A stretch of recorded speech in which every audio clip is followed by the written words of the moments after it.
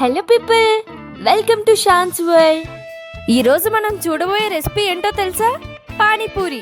దీన్నే గోల్గప్ప అని కూడా పిలుస్తారు. అసలు ఈ పానీపూరి అంటే ఏంటి? ఫుడ్డా, ఎమోషనా, ఎడిక్షనా? ఈ మూడు కలిపితే వచ్చే మ్యాజిక్కా? నిజంగా ఇది మ్యాజికే.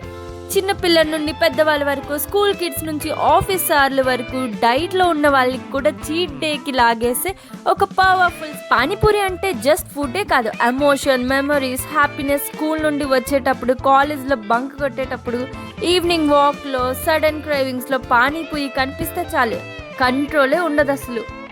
మీకు అంతేనా? సో ఈ రెసిపీని ఎలా చేయాలో తెలుసుకోవాలనుకుంటే వీడియోని స్కిప్ చేయకుండా ఎండ్ వరకు అయితే చూసేయండి. సో ఫస్ట్ అయితే మన రెసిపీకి చింతపండునైతే తీసుకోండి. అది వాటర్లో వేసి ఒక 10 minutes వరకు సోక్ చేయండి వాటర్లో. సో ఇప్పుడైతే కొంచెం కొత్తిమీర, పుదీనా అండ్ పచ్చిమిర్చి అయితే తీసుకోండి.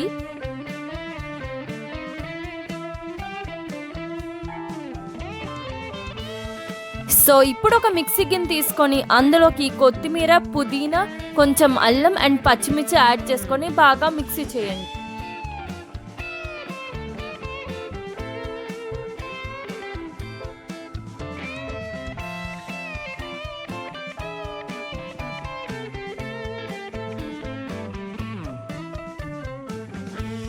ఆల్మోస్ట్ మన పానీపూరి వాటర్ అయితే రెడీ అయిపోయింది. సో ఇప్పుడు ఏదైతే మనం మిక్సీ చేసామో దానికి ఇంకొంచెం వాటర్ యాడ్ చేసుకొని సాల్ట్, మసాలా అండ్ కారం, సరిపోకపోతే కారం కూడా యాడ్ చేసుకోండి.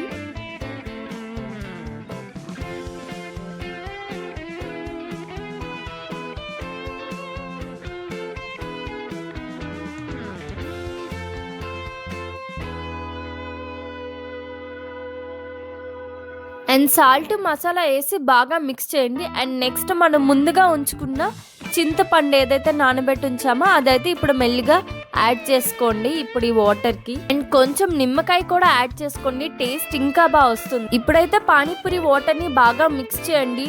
సాల్ట్, మసాలా అండ్ నిమ్మకాయ అండ్ చింతపండు జ్యూస్ అవన్నీ యాడ్ చేసాం కదా, టేస్ట్ బాగా మిక్స్ అయిందా లేదా అని కొంచెం టేస్ట్ చేసి చెక్ చేసుకోండి. సో అన్ని కరెక్ట్గా సరిపోతే మన పానీపూరి వాటర్ అయితే రెడీ అయిపోయింది. సో ఇప్పుడైతే స్టఫ్ ఎలా ప్రిపేర్ చేయాలో తెలుసుకుందాం.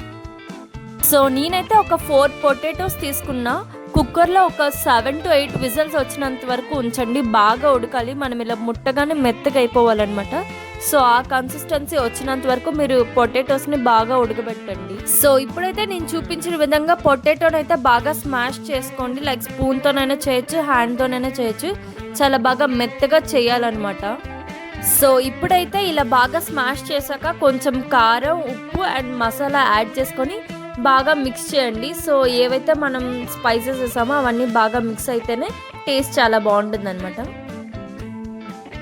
సో ఇప్పుడైతే మన పానీపూరికి కావాల్సిన స్టఫ్ అయితే ప్రిపేర్ అయిపోయింది. అండ్ కొన్ని ఆనియన్స్ అయితే కట్ చేసుకొని ఉంచుకోండి.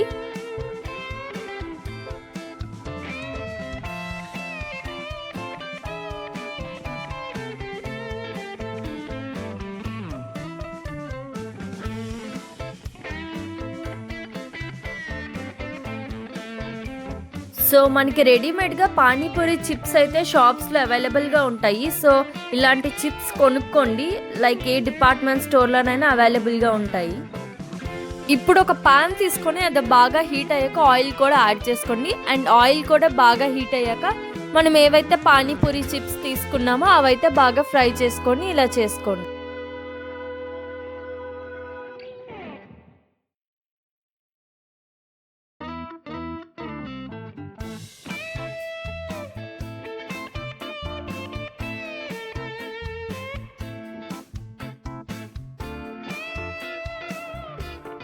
మన పానీపూరి కూడా రెడీ అయిపోయింది. ఇప్పుడైతే టేస్ట్ చూసేద్దాం, ఎంత బాగా వచ్చిందో ట్రై చేసి చెప్తా అనమాట.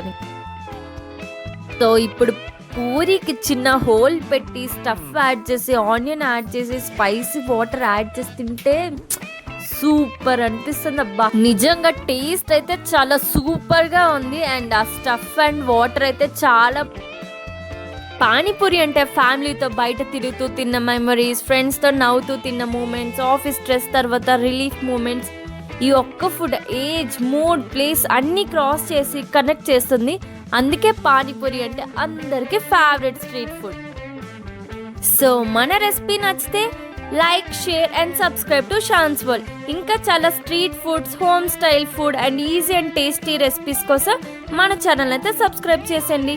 See you soon in the next vlog. Until then, keep smiling and keep vibing. Bye bye for now.